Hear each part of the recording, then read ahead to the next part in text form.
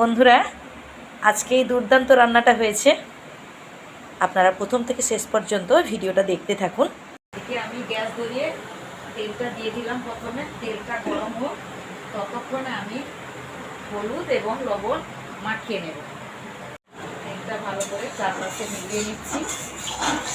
তেলটা গরম হতে হতে কী কী নিয়েছি আপনারা দেখুন। উচ্ছা নিয়েছি, পেঁয়াজ কুচি নিয়েছি, কাঁচা লঙ্কা নিয়েছি, বাগানের কাঁচা লঙ্কা, এদিকে রসুন কুচি নিয়েছি, টমেটো নিয়েছি, তার সাথে আমি ধনে পাতাও নিয়েছি, সরিষা বাটা, লঙ্কা গুঁড়া এবং হলুদ গুঁড়া, তার সঙ্গে লবণও আছে।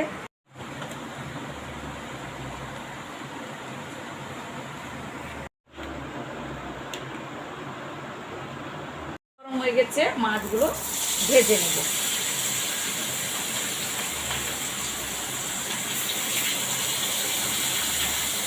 হয়ে গেছে, আমি পরপর তুলে নেব। হয়ে গেছে, আমি পরপর তুলে নিলাম। একটু তেল দিয়ে দিলাম। আমি উচ্ছাগুলো ভেজে নেব। এই যে উচ্ছাগুলো আমি ভেজে নেব।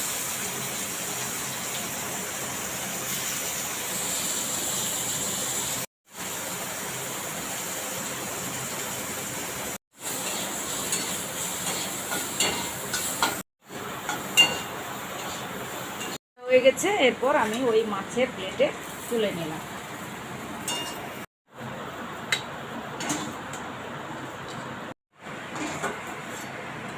এরপর তেল দিয়ে দিলাম। এরপর কালো জিরা এবং কাঁচা জিরা দিয়ে দিলাম। এরপর দিয়ে দিলাম এলাচ।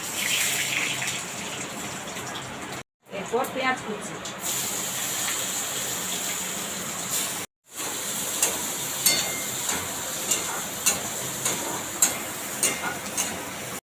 লবণ দিয়ে দিলাম, কেননা পেঁয়াজটা তাড়াতাড়ি ভাজা ভাজা হয়ে যাবে।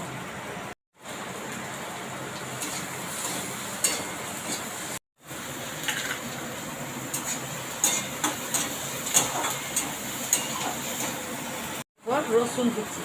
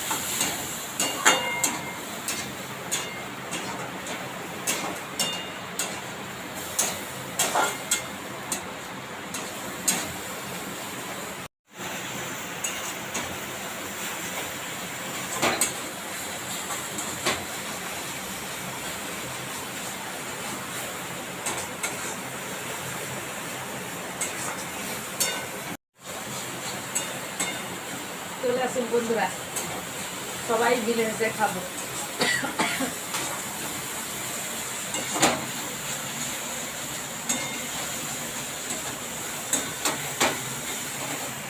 পরিমাণ মতো জল দিয়ে দিলাম।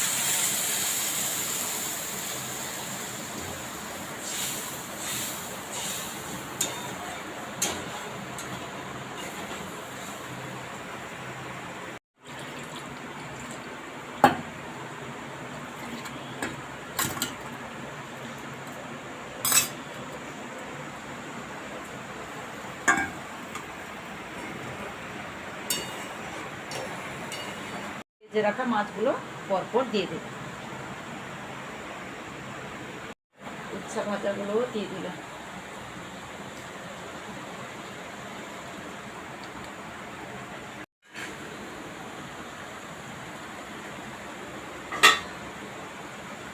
এরপর ঢাকনাটা খুলে দেখব কত সুন্দর ফুটে গেছে। এরপর আমি টমেটোগুলো কেটে ধুয়ে রেখেছিলাম, সব পরপর দিয়ে দিলাম। কাঁচা লঙ্কাটাও দিয়ে দিলাম।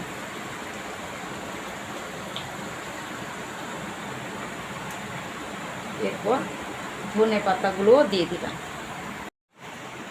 ধনে পাতা, টমেটো সব কিছু দিয়ে দিয়েছি। এরপর একটু ঢাকনাও দিয়ে দিলাম।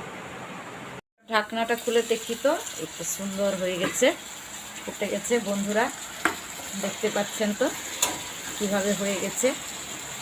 এরপর আমি গ্যাসটা বন্ধ করে একটা প্লেটে ঢেলে নেব।